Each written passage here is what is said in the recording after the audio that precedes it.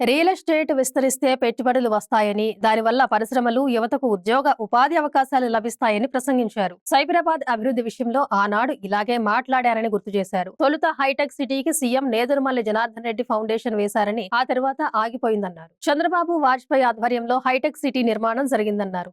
ఆనాడు ఇలాంటి ఆరోపణలు చేశారని, ప్రభుత్వం ఎక్కడైనా రియల్ ఎస్టేట్ వ్యాపారం చేస్తుందా అంటూ సూటిగా ప్రశ్నించారు. ఇన్నాళ్లు తమకే అన్నీ తెలుసంటూ కొందరు మాట్లాడిన మాటలకు తనదైన శైలిలో సమాధానాలు ఇచ్చారు సీఎం. బీఆర్ఎస్, ఎంఐఎం పై మాత్రమే కాదు, బీజేపీని సైతం ఓ రేంజ్ లో ఆడేసుకున్నారు.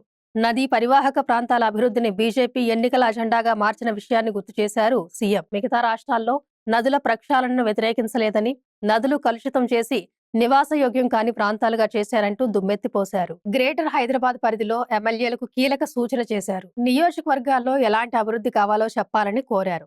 హైదరాబాద్ సిటీని ప్రపంచ స్థాయి నగరంగా తీర్చిదిద్దాలనే తమ సంకల్పమన్నారు. డిపిఆర్ సిద్ధమయ్యాక పవర్ పాయింట్ ప్రజెంటేషన్ తర్వాత సలహాలు తీసుకుంటామని గ్రేటర్ పరిధిలో ఎమ్మెల్యేలకు స్పష్టం చేశారు.